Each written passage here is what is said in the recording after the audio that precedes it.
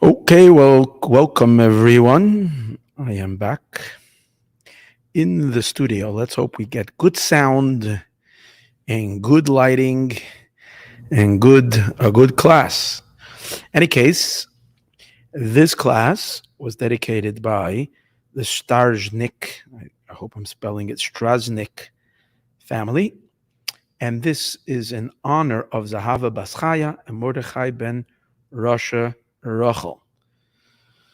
And it should be in memory of Chaya Bas Yerachmiel and Yehuda ben Yaakov. Thank you for the dedication for this class. Okay.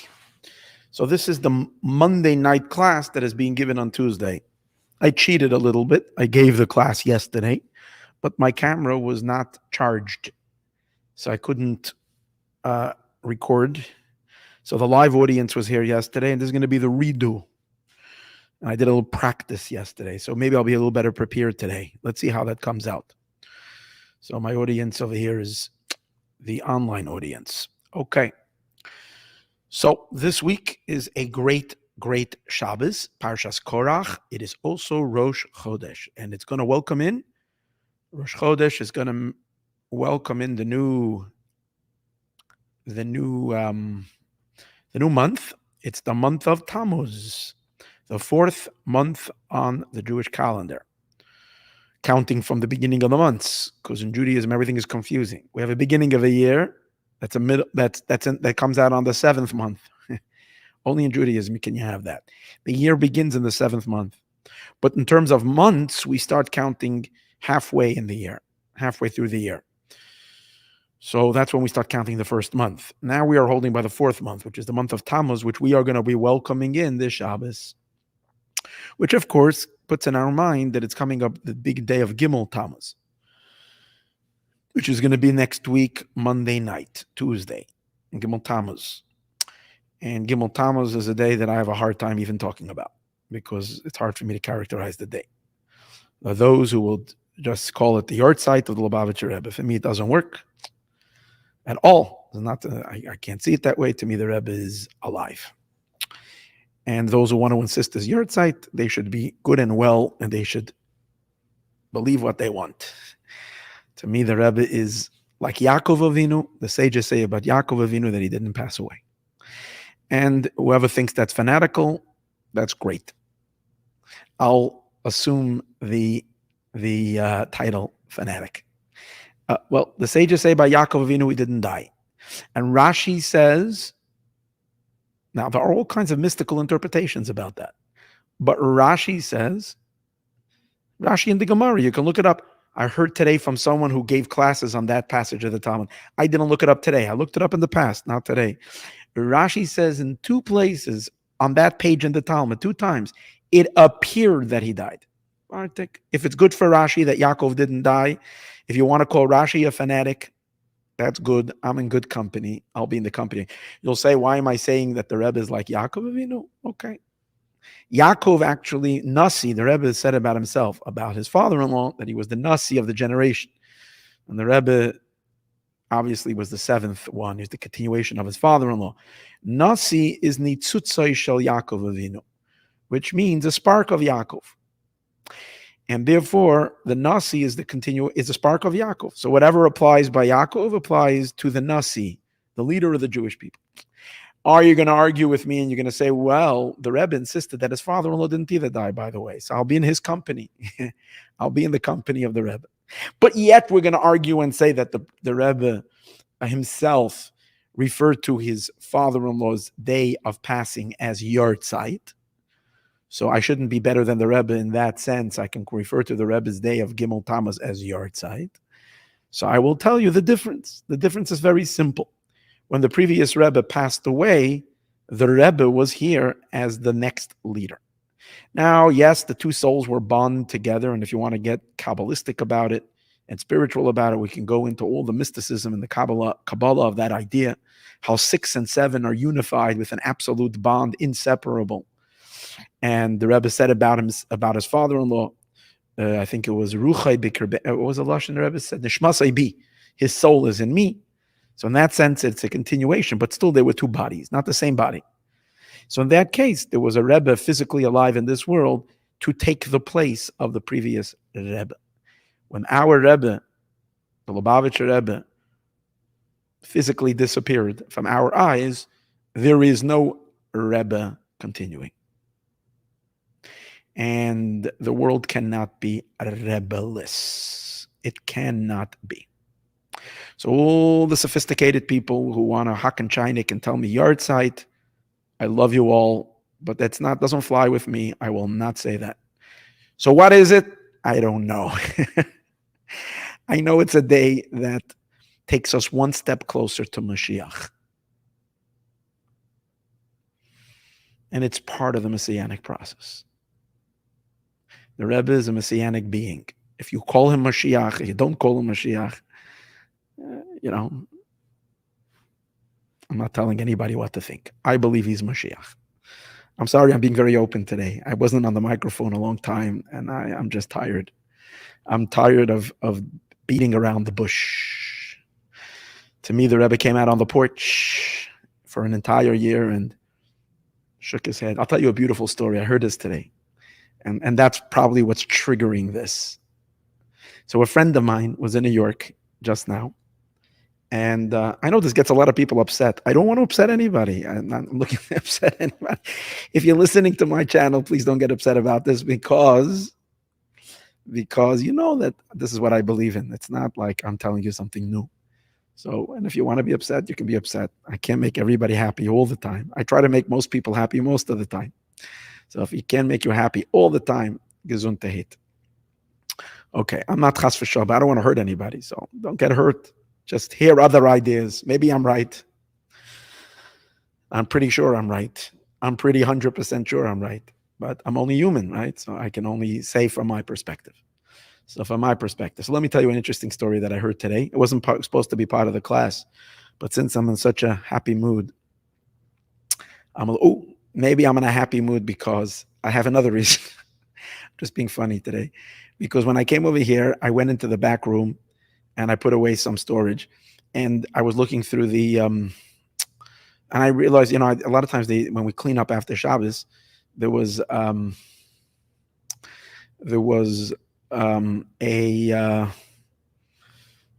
put away we clean up after Shabbos. Sometimes the lady who cleans puts away the wine bottles. Now, wine, if you don't put it in the refrigerator after it was used, gets ruined. So I looked through the alcohol section, and I saw one or two wine bottles that were almost empty. So I poured them out. Then I was looking. I said, I might as well get rid of the extra bottles over here. So I saw there was one bottle that had a tiny bit of tequila left, and I was going to throw it out. And I said, you know what? Why should I throw out the tequila? I took a little shot. It was only a little shot glass. Maybe that's what's making me so happy today. I don't know. Maybe I should do that before every class. In any case, this is the story. The story that happened. The story that happened was that this rabbi, my friend, a rabbi in Montreal, he's on YouTube as well. Good man. I'm not going to say his name for now. And he was in New York. He told me the story today. We had a Zoom meeting. He told me the story today. And he came across a new book. I think the name of the book is The Rebbe That I Hardly Met, something like that. And that's what he said, My Rebbe That I Hardly Met. And it's a book about the Lubavitcher Rebbe. Now, his point is that he hardly met the Rebbe. Maybe he met it once or twice. But because he got to meet the Rebbe's people, the Rebbe's emissaries, through the Rebbe's emissaries, he knows the Rebbe. He feels like by the emissaries. So he said that, and he writes many stories over there. One of the stories he said that he was in Texas, and he met a certain Chabad shaliach, an emissary. I mean, he's a Chabad rabbi. And the rabbi has a bunch of children, a lot of children, house full of children. So he says, and the rabbi, and I guess he complimented him on his children and his big family. And the rabbi says to him, you should know all my children are a miracle from the Lubavitcher Rebbe. It's a miracle.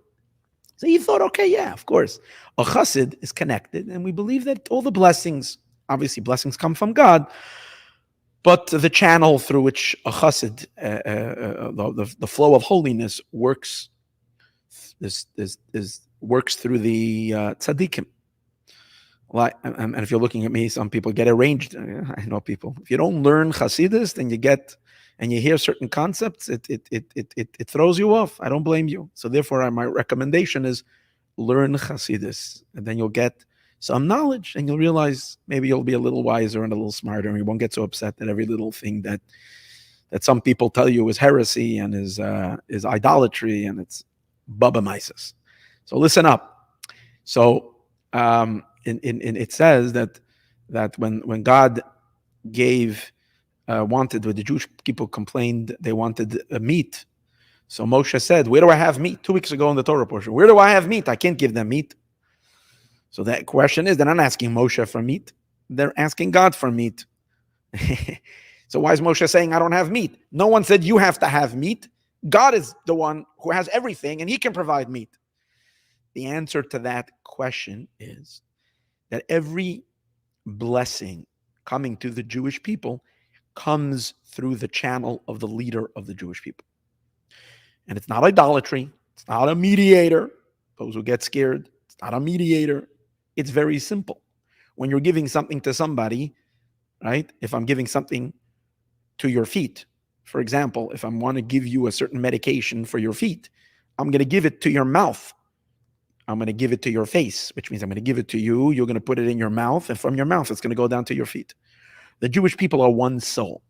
So if the feet, souls of Israel need something, God is providing one God, but God is providing it to the mouth of the Jewish people, to the head of the Jewish people, and that's the leader.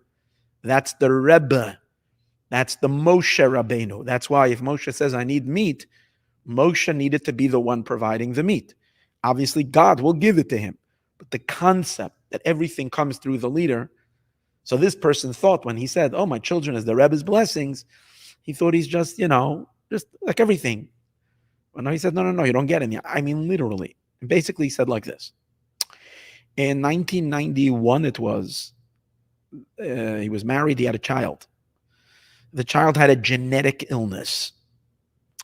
And I guess they didn't know, today's days, before couples get married, especially in the Jewish religious observant world, we don't marry. People do not get married until they take a genetic test. If they're compatible with, I'm not saying they don't, I say most people. I took a test like this. And so my children, before they locked into any shidduch, to any marriage, and got engaged, they had to take a test. Why?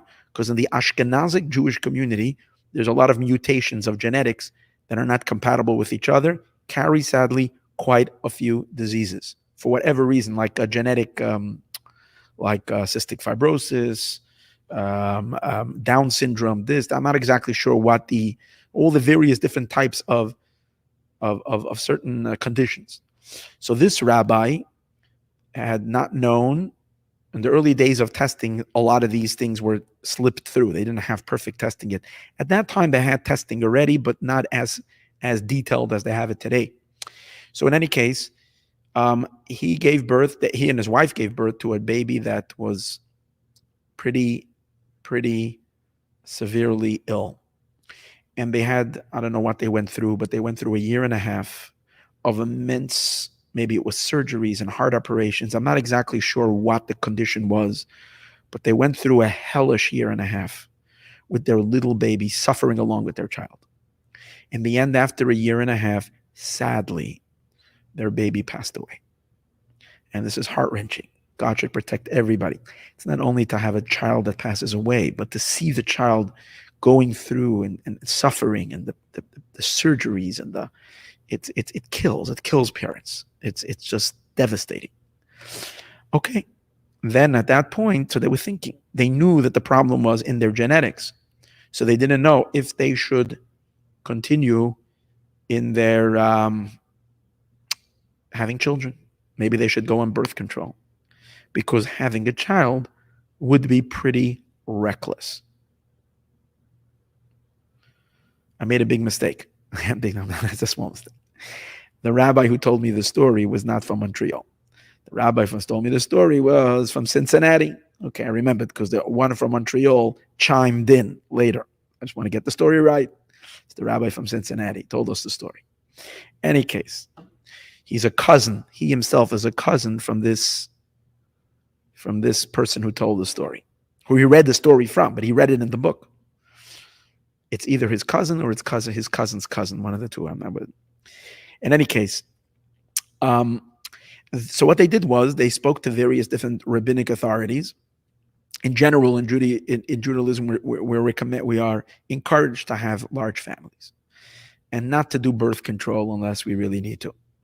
There are circumstances where it's permitted, but in general, it's very good to populate the world with Jewish people. It's actually part of bringing Moshiach. Because in order for Moshiach to come, every Jewish soul has to be brought into the world. So you couldn't do a greater service to hasten the coming of the Moshiach than procreating and having more children. So unless there's a problem. Now, if there's ever a reason not to have a child, is to bring sick children into the world that are, God forbid, gonna wither in pain and die in their infancy. Serious question. They got rabbis who gave them the permission, rabbinic permission, if you might say, that according to Torah law, they can be on birth control and do not have to have more children. But they weren't feeling good about it. They decided to ask the Rebbe. Now, this was with the Rebbe already after his stroke. Okay? The Rebbe had a stroke in 1992. This is in 1993 when the Rebbe in Tafshin Nun Gimel, the Rebbe was communicating. I made a mistake. Now, not a mistake. I'll tell you even the date that their child passed away. Their child, I missed the detail. Their child passed away on Gimel Tamuz. That's the day that we were talking about before. But a year before, 57-54, a year before the day the Rebbe went into concealment from our eyes. So 1 year before that. Anybody that knows the story of Chabad knows that's when their child passed away. So their question that they had now, if they should have more children, happened within the last year that they can approach the Rebbe when the Rebbe was physically with us. But anybody that knows, the Rebbe was very, very, very... the Rebbe had one stroke, and then he had a second stroke. This is between the two strokes, but this was a time when it wasn't just the regular answers or the regular. The Rebbe would answer, but he would answer with a nod of the head. They asked the question if they should have more children. And the Rebbe answered. They said exactly what happened. They had a child who died because of their genetic illness. And I forgot to tell you, according to the doctors, there was a 25% chance on each of their children that the child would be sick with this illness. It's the debilitating, fatal disease, but it was untreatable. 25% is pretty serious chance. So they gave all that information over to the Rebbe's secretaries and asked them to present the question to the Rebbe. And they asked if they should have a child, and they should continue having children. And the Rebbe shook his head that they should continue having children. Well, these brave parents who had huge emunah, plain simple faith, decided to trust the Rebbe. They had a child, and it was healthy. And another child, I think they had 9 or 10 children afterwards. All of them healthy children. And they continued having children even after the Rebbe, so to speak, left this physical environment to our physical eyes. They continued trusting on what? On one shake of the Rebbe's head. One shake. They were making themselves vulnerable to expose themselves to the worst type of pain and suffering if, God forbid, should have another, God forbid, catastrophe, ill child. Yet I think it was 9 or 10 times, which thank God they had healthy children, all married and now families and everything. Everybody's okay. So they said this was a blessing of the Rebbe, literally, that these are based on his blessing, a shake on his head.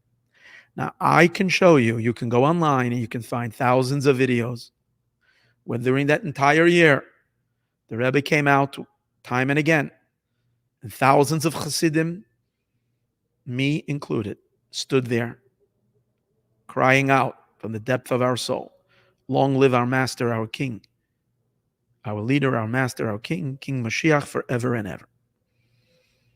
And the Rebbe shook and encouraged it and encouraged it and encouraged it and encouraged it. I don't see that as an accident. I don't see that as a mistake.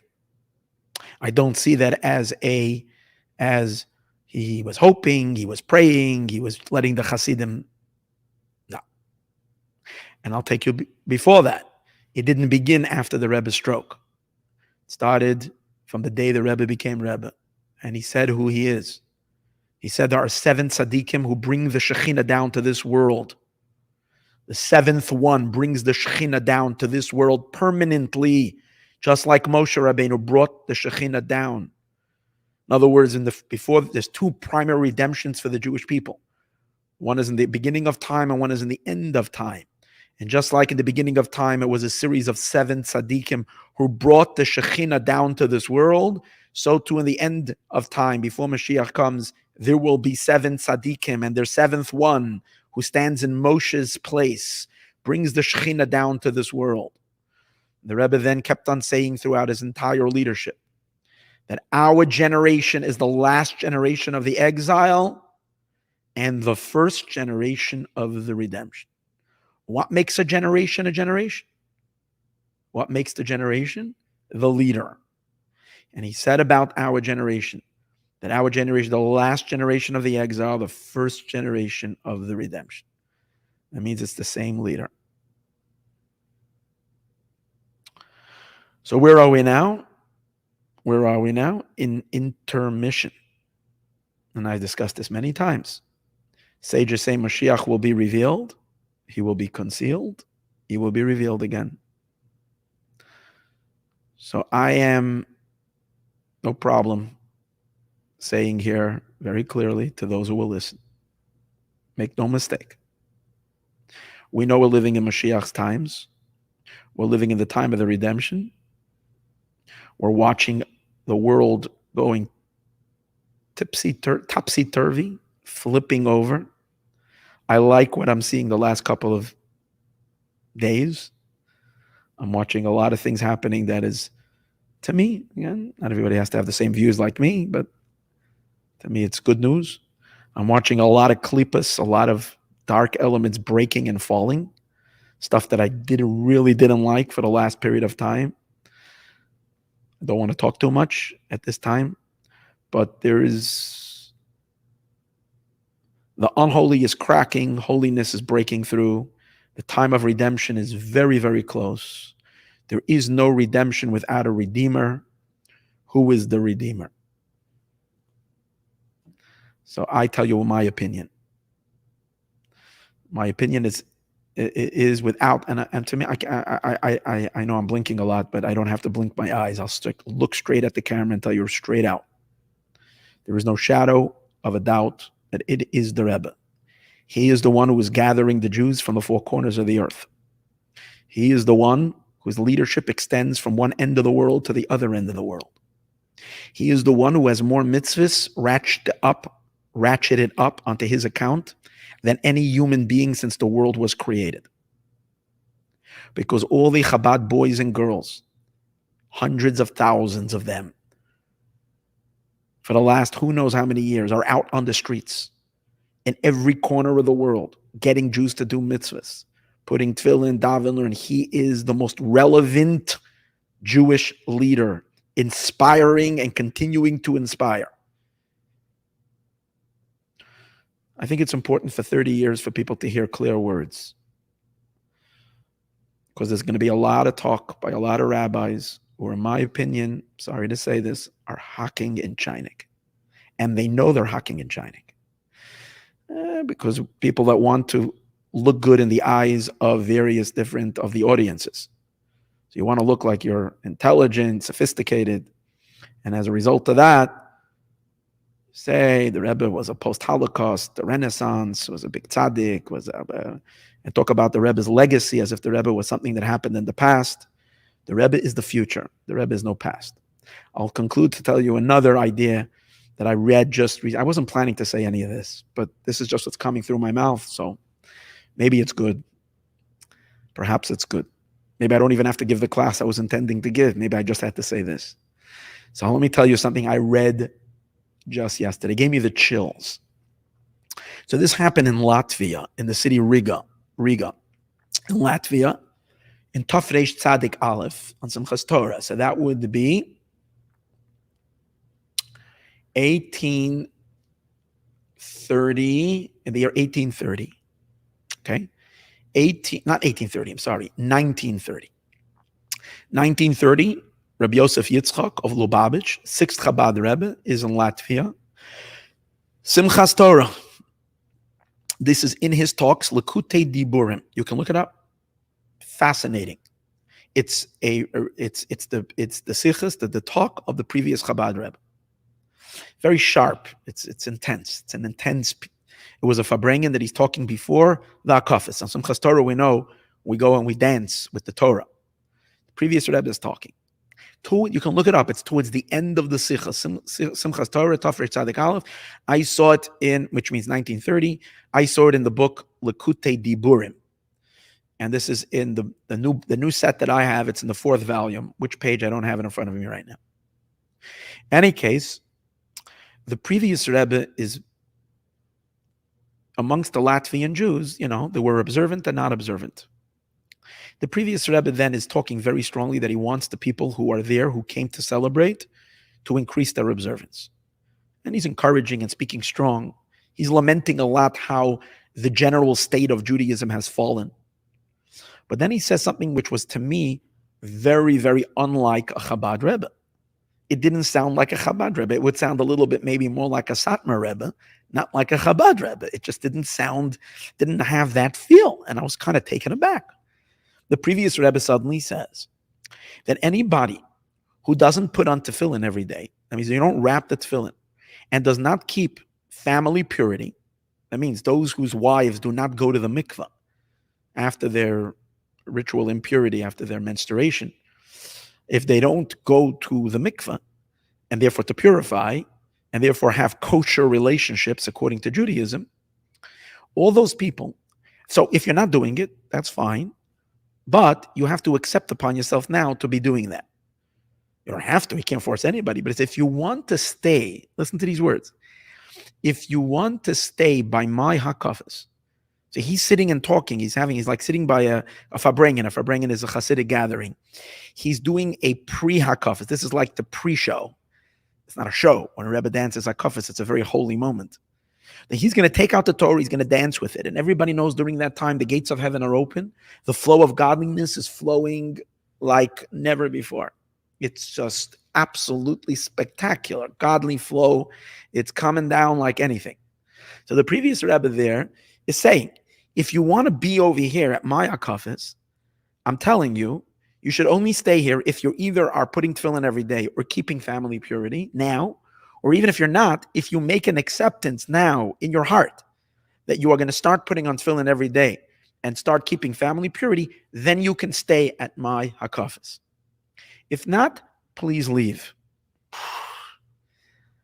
Does that sound like Chabad? Chabad is like everybody is welcome. Whatever the level of observance is, will get you to do another mitzvah, but to make such conditions, leave if you're not. It was interesting. And to make matters like even more shocking, they continue and it says the previous Rebbe suddenly stood up. The previous Rebbe stood up in the room. And he said these words. Here, he said, Moshe Rabbeinu, the sages say, loved Israel. He loved the Jewish people. Oyev Yisrael haya. Moshe was loved the Jewish people. He didn't just love their souls, he loved their physical. He loved their physical bodies, meaning he loved them physically, not just spiritually. He loved them and cared enormously for their physical well-being. This was a statement about Moses. Now he says, Moshe Rabbeinu, Moses' extension is in every generation. That means the tzaddik, the leader of the generation, is the Moses of the generation. That's a concept stated in Zohar. And Zohar says that Moshe's spiritual energy and soul extends into every generation through the leader of the generation. So he says, in every generation there is an extension of Moshe. And then he's referring to himself. And therefore he said, I, as the leader of the generation, I love the Jewish people. And I love you not just spiritually, but I also love everybody. And I want to make sure you're okay physically. I don't want to hurt you, God forbid. So therefore I am saying again, and I am warning. He said it standing. I am warning those who don't put on tefillin every day and don't keep the family purity, leave now. Because if not, your lives are in danger. Okay? You're jeopardizing your physical well-being. In other words, because I care about your well-being, I'm asking you to leave. Wow. And as I basically said, it's dangerous for you to stay here. Okay. Some people then accepted. I mean, they didn't have to say it out loud. They weren't checking anybody. It wasn't a doorman over there. It wasn't a bouncer who was going to bounce anybody. He just made it very clear that everybody was there. Everybody heard. Fine. Some people must have left. Some people stayed, and most of the people stayed, and it was hakafas. On the bottom, they have footnotes. So in the bottom of the footnotes, it says that there was from a letter of from the Rebbe's, Reb Chacha Fagin. He was the previous Rebbe's right-hand man, like secretary. He wrote as follows in a letter. He says, the day after the holiday, we found out, it's Isru Chag. Isru Chag is the day after the holiday. We found out that there were communists from the Communist Party that were in the shulvet. And they came to disrupt the hakafas. They came to make trouble. And their plans were that they were going to cut the electricity. So they would make a blackout. It was at night. They were going to make a blackout in the middle of the hakafas, in the middle of the thing. And they planned that if anybody's going to try to, they had a guy there with electrical knowledge to be able to cut the electricity. And they planned that if anybody, they figured there would be, people would catch on to it and there would be a fight that would break out. So they brought with themselves pepper spray to pepper spray the people that would get into their way. So these guys came for violence. When the Rebbe stood up and said these words, the leader said to them, let's go. They got scared and they left. So this Chacha Fagin writes, the Rebbe's secretary, then when he said this to the previous Rebbe, he related this. He comes to and he told him, we found out that by the hakafas, by the other night, when we were supposed to dance, when you made that announcement, you actually chased away a whole bunch of troublemakers. So the Rebbe answered as follows. He said, now I understand why they were compelling me to make this statement. Who is the they? A Rebbe, his head is in heaven. His body is on earth. He said they were compelling. Remember I said before, it's so uncharacteristic for the previous Rebbe to make such a statement. He was being forced from above. Who? His fathers, his grandfathers, I don't know who. He didn't say who. But he was being compelled. His fathers and grandparents who had passed away, already deceased in the other world. He said, and again, I'm not sure it was them. I don't know who. But he said, now it makes sense that I was being compelled to make that statement, why I said what I said. Because God was protecting him, that he shouldn't have to have a ruined and disturbed hakafas. And the people shouldn't turn into mayhem. What do I take from this story? I don't need this story to prove this to me, but this is a clear illustration. That a Rebbe, when he says something or does something or moves in a certain way or whatever, or acknowledges or recognizes, this is all channeling from above. He's not saying only what he wants to say, what he comes up to say. He's saying what he is told to say, what is put into his, it's like, the debates and all that. They didn't have a teleprompter, like when the president talks and he has a teleprompter and they tell him what to say. But the Rebbe's teleprompter are who knows who, from the other side, from way above there. So when the Rebbe sits to us for his entire Nesius, for his entire leadership, and tells us again and again and again and again that this generation is the generation of the redemption, and that we finished all the work, and the leader of the generation is the Moshiach of the generation, and the house that he lives in, his base is 770, and it's the numeric value of base Moshiach. And Moshiach's name is Menachem, which is the Rebbe's name. And I'm just telling you, and he goes on and on and on. And all of his talks, especially the last year before the stroke, he keeps on explaining it again and again and again, deeper and deeper. How the essence, and it's actually was going to be the content of what I was going to talk about in today's class, but I went off on a tangent.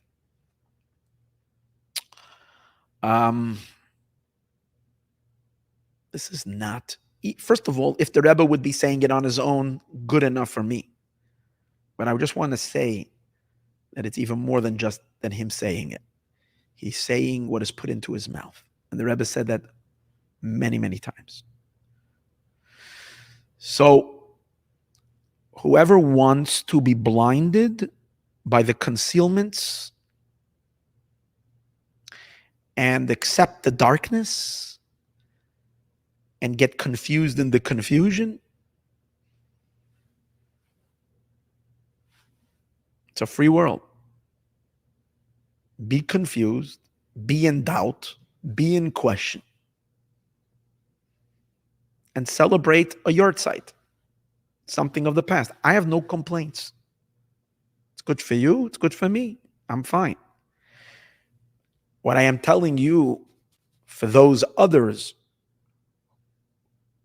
and I believe thousands and thousands of Chassidim worldwide, who deep in their hearts know what I am saying and have the deepest convictions of what I am saying is true, I want them to at least have a clear voice who is not ashamed and not afraid and not intimidated to say it loud and can articulate it. So I'm articulating it. The Rebbe is not the past. The Rebbe is the future. When he's coming back, I don't know. I hope today. He has a job to finish. Moshiach began the work. He has to finish it. 30 years is a very, very, very pivotal time. 30 years, because it says that kingship is acquired with 30 qualities, 30 steps, miles, it says in Pirkei Avos. Fact, and we also know the moon, which is symbolic of kingship, goes through a waxing and waning period of 30 days. So 30 is a very significant number when it comes to kingship. Joseph became king after 30 years when he was on his 30th birthday. King David became king. King David? Yes. King David as well became king on, I think, on his 30th. Yeah. King David also became king when he was 30 years old. Because kingship is associated with the number 30. So I hope that the 30 years of concealment were enough. And I hope we're ready for the full and complete revelation. What I do, I can't resist. So I'm going to give a little something. I don't want anybody to get upset because of my political view. So I think if I upset anybody, everybody's upset already from what I said earlier. So, but I find it very interesting. Do you know that the debate that had happened on Thursday night, this past Thursday, the whole world is talking about, which was shocking, which was absolutely shocking. I mean, no one saw this coming, or at least the ones who were confident and kept the president in Camp David for an entire week to practice didn't think that this would happen. Right? They were trying to take down his opponent for the last 2.5 years Or they're trying to take him down for whatever. But since he became president, his opponent, we can't say his name because that's terrible. They're trying to take him down, trying to take him down, Gewalt. Everything. They're throwing every single thing, take him down. And it's like a bunch of lions jumping on a hippo, trying to pull the hippo. You ever see these safari videos? You have these lions going after this, and the hippo or the elephant is able to shake them off. So he's managing to stand.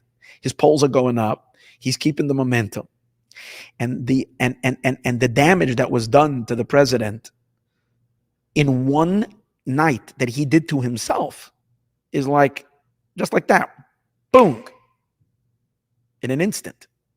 And there was nowhere to run, nowhere to hide. It was 90 minutes of pure torture. So, but what's interesting was, here's something you might have not noticed. Someone pointed this out to me. This was not my own calculation. I'm trying to remember his name because I want to give him the credit. But right now it's slipping my mind. Any case, which day in the Hebrew calendar was Thursday night? Thursday night was the eve of the 22nd day of Sivan. The eve of the 22nd day of Sivan. So let's go back in time. What's the month before Sivan? Iyar, that's 1 month. A month before that, Nisan, 2 months. A month before that, Adar. Remember, there was 2 Adars this year. This year was a leap year. So the month before that was the first Adar. Before that was the month of Shvat. 22nd of Shvat, 5 months earlier. 6 months earlier. 27th of Tevis. 7 months earlier. 27th of Kislev. 8 months earlier. 27th of Cheshvan. Sorry, 22nd of Cheshvan. 9 months earlier, 22nd day of the month of Tishrei. You know when that was? Simchas Torah, Shmini Atzeres, the end of a holiday of Sukkot this year. You know which day that was? October 7th. What's 9 months? 9 months is the time of pregnancy. Moshiach is a birth. Pregnancy is a difficult period. Pregnancy is painful. I'll take it even deeper. Say something even stronger. Kabbalistically, mystically, Shmini Atzeres is the time of the deepest intimacy of Israel and God. It's actually compared to a literal intimacy. That's why on that day we pray for rain. Rain, just like in an intimacy, there's a passage. The husband transmits to the wife the seed. The spiritual rain that we receive from God is God empowering into our souls His deepest essence. It's an intimacy. What's the ultimate intimacy? God is giving us Moshiach. He's transmitting into our, God forbid, anybody should take this in a literal physical sense. This is the abstract of the anthropomorphically speaking, but the concept on an energy level, that's what's taking place. Moshiach, Hashem is the birth of God that Hashem gives to the world. I know it sounds like a Christian concept. You know, the Christians took everything from Judaism and messed it up.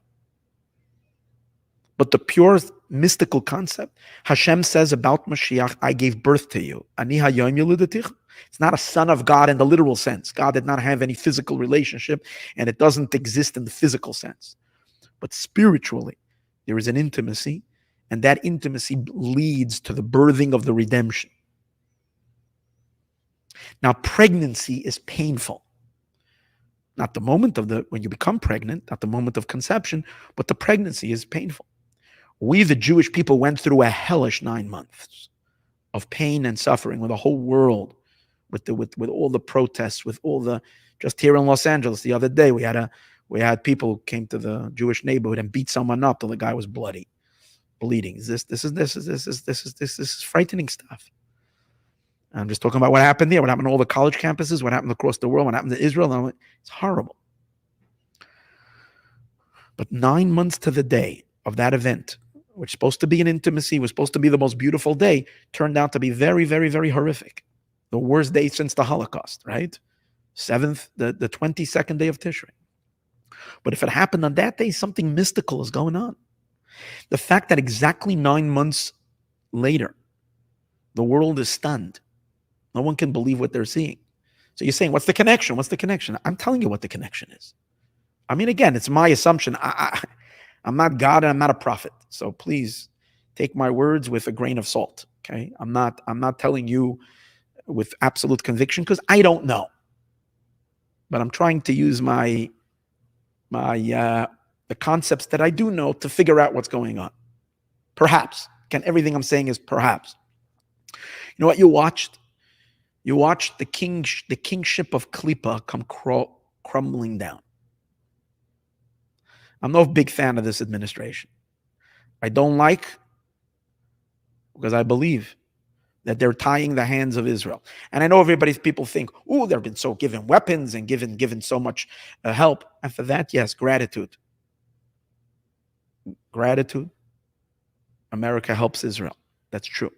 But when you help Israel and you tie their hands behind their back and you don't let them fight this war, and you make them fight a battle where hundreds of soldiers are killed for no reason, and you legitimize the opposition, the other side, that came in and butchered hundreds of people and murdered and committed the worst crimes. And when you give legitimacy to it by dancing back and forth, that's super dark and super ugly and super horrific.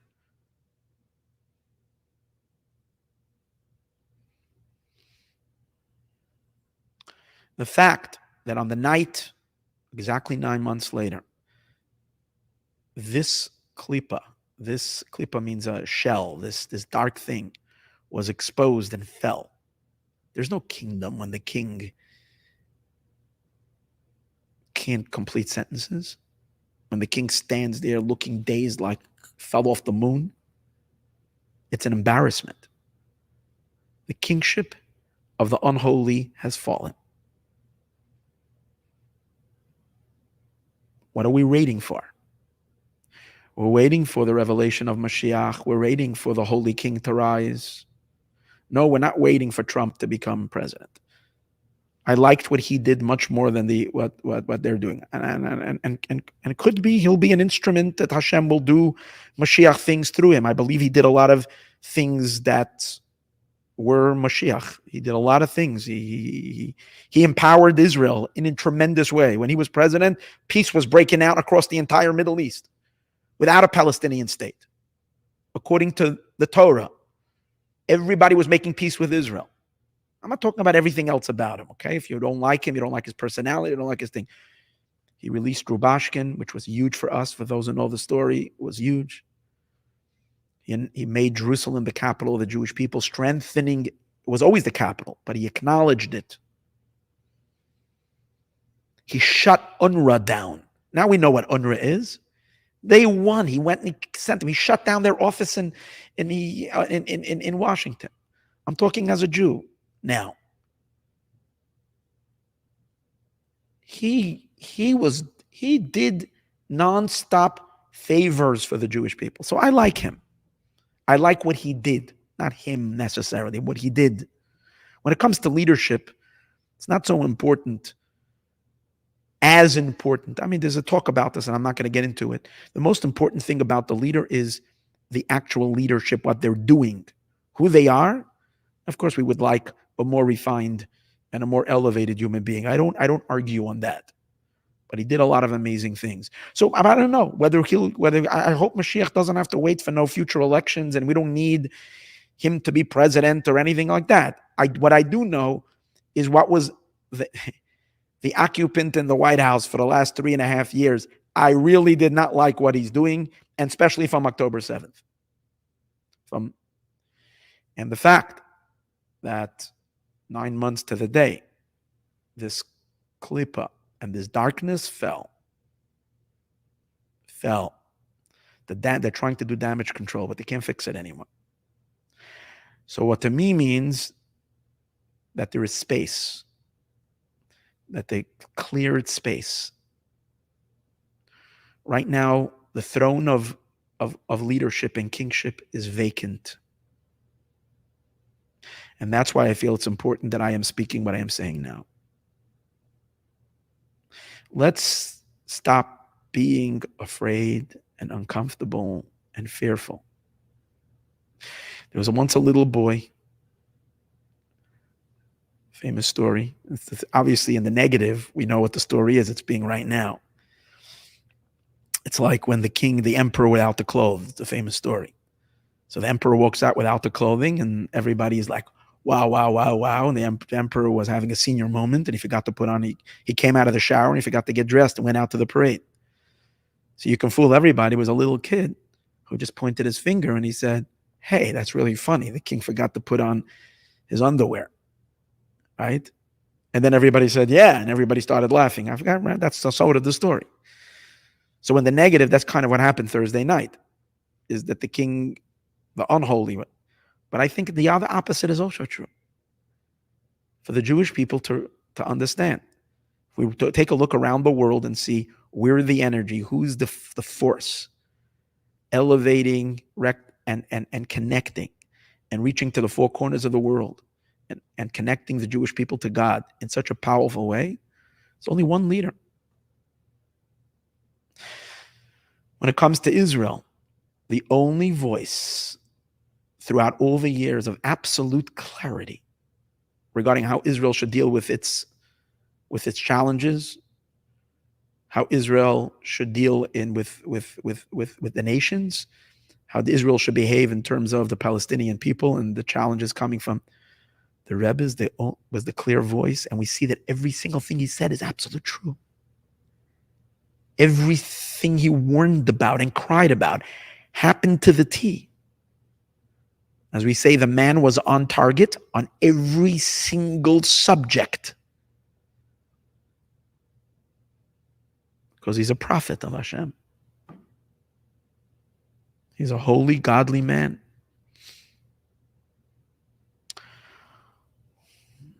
There was a question. The question is, passed away, concealment. How can he still be Moshiach? Maybe we thought, maybe we hoped. I have no problem. In the midrashic sources, in a whole bunch of places, it says exactly what happened will happen. He will be concealed, and he will be again. Will come back again. Rashi says in the end of Daniel, you can look it up, for many years. His concealment will be for many years. Because in some midrashic sources, it says he will disappear for 45 days. But Rashi says a number of time that's more than what has passed, more than the 30 years. I don't want to say the time because I don't want to, God forbid, have to wait that time. So, therefore, I'm happy I didn't give my class that I was going to give and just spoke about this, because I think this is what needs to be said. Right now, when the kingdom of Klippa has fallen, when when God is clearing the deck, maybe there should be more rabbis who will have the courage, who will stand up and say, and people will say, hey, it's not just Wolf in Los Angeles that's saying it. There are others as well that are comfortable to say what they know in their heart of hearts. Because you know what? If someone is going to leave a negative comment in YouTube and get upset at you, or for saying so and so, or maybe you'll get one less donation, in your own mind, you think that because so and so, it won't be. It's a very, very cheap price to pay for having the merit of telling the truth and not being afraid. Because we're talking about eternity. Moshiach will reveal himself momentarily. I assume He's going to be happy with those that were willing to step up and be courageous enough to speak the truth. So I'm perhaps not so selfless. I'm saying what I'm saying. I believe it's good for me too to say it. I'm not saying it just because of that. I believe it's good. Okay, I think I'm talking too much already. In any case, I didn't get to speak about the parsha, and I didn't get to speak about the deeper thoughts that I wanted to give, but I think this was good enough for now. Maybe tomorrow or another day I'll come back to the parsha shir. Meanwhile, this was my little pre-Gimel Tamuz Farbrengen, and I hope I don't have to stick my neck out for too long with this information, but that what I said will be vindicated Be'ezras Hashem momentarily. L'chaim, everyone.